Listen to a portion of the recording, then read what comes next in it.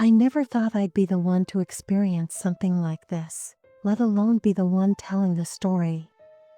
It started off like any normal life would, but the things that have happened to me, things that are still happening, are so far beyond normal. I've been haunted by a presence, a spirit, a ghost that follows me, watches me, and shows me things that no one should ever have to see.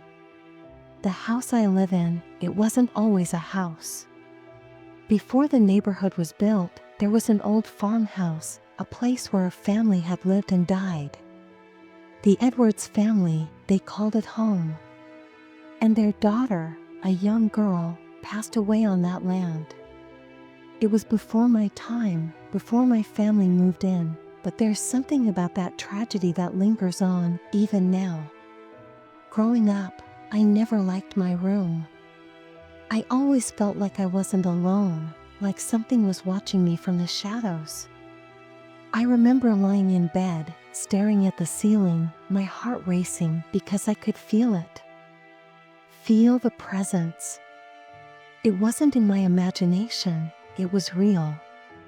There was someone or something there with me. And I would lie there, terrified, sometimes too scared to even breathe, waiting for the moment it would touch me, or speak to me, or, God forbid, show itself. It was a deep, constant fear that gnawed at my insides. There were nights, many nights, when I couldn't sleep. My parents thought it was just a phase, something I'd grow out of. But I wasn't making it up. I wasn't just a scared little kid. I saw things. I saw her. It happened one night, I remember it so clearly. I was 9, maybe 10 years old. I had spent another sleepless night on the floor of my parents' bedroom, too scared to go back to my room. And then it happened, she came. The little girl. I woke up to see her. She was standing next to my mom's side of the bed, holding a doll in her arms. The doll was so strange, its face pale and expressionless, with glass eyes that seemed to reflect something terrible. The same doll that sat forgotten in our basement, a relic from some past I didn't understand. I couldn't see her face clearly at first, but then she turned, slowly, and stared right at me. Her eyes were black, empty. Her lips twisted into a smile, but it wasn't a friendly smile. It was more like a grin that said she knew something I didn't. Something dark. And when I screamed, when I called out to my mom, she was gone. Just like that, vanished. My mom told me it was just a bad dream, that I had imagined it. But deep down, I knew. I knew it wasn't a dream. It was real. She was real. And whatever she was still here, in the house with me. I tried to forget about it, tried to push it out of my mind as I got older. But the strange things kept happening. My belongings would disappear, only to reappear months later in the most bizarre places. A necklace that I swore I'd lost forever appeared on the carpet one morning, like it had been waiting for me. I asked my mom if she had moved it, but she hadn't. It had been missing for 6 months, yet it was right there in front of me. And I couldn't explain it. I still can't. The same thing happened with my favorite jersey, the one I wore all the time in high school. I had left it at home one summer when I went back to college. My mom told me she had washed it and put it on my bed, but when I got home, it was nowhere to be found. It wasn't until a year later that I found it again, hanging in my closet as if it had been there the whole time. No one had touched it. No one had seen it. But it was there, waiting for me. And then there was the TV. It would turn on in the middle of the night, by itself. It would flip through channels, randomly, even though the remote was sitting on a shelf across the room. Sometimes the lights would flicker, then go out completely. Other times, they'd turn on when no one had touched the switches. It didn't make sense. I started talking to my neighbors, asking if they'd ever heard or seen anything strange. I thought maybe it was just me. Maybe it was something in my head.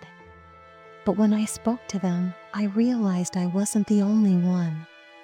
The neighbors across the street said they heard a little girl giggling late at night, but they didn't have a daughter. The house next door had strange noises coming from the attic, like footsteps, and they were certain no one was up there. And then there was the couple who lived down the block. They had a similar story. They heard the sound of a child crying, but when they checked their house, there was no child to be found. They said it wasn't their imagination either. It was real. They heard it.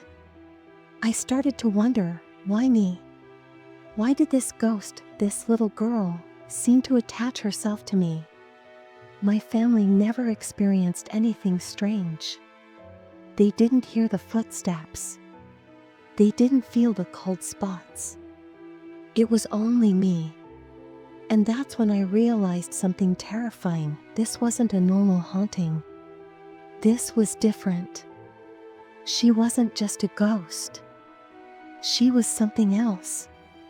I went back through old records, trying to find any clue, anything that might explain why this was happening. That's when I uncovered the real history of the land. Before it became a neighborhood, this was farmland. The Edwards family had lived here generations ago. And they had a daughter. A daughter who died under mysterious circumstances, and no one really knew how or why. Some say it was a drowning accident. Some say it was a lightning strike. But no one knew the truth. No one wanted to. The more I learned, the more I realized there was something dark about this place. The land itself seemed to be cursed. The Edwards family had been deeply involved in strange rituals. Their daughter had been trying to contact the dead before she passed. And it seemed she had succeeded. Only, she didn't bring back peace. She brought back something else, something that didn't want to let go. I began to understand that the ghost I'd seen, the one who had haunted my dreams and my waking moments, was more than just a lonely spirit. She was the key to something much darker, something that had been hidden on this land for centuries. And then the deaths started. The people in my neighborhood began to die in strange, inexplicable ways. It wasn't just an accident. It wasn't just bad luck.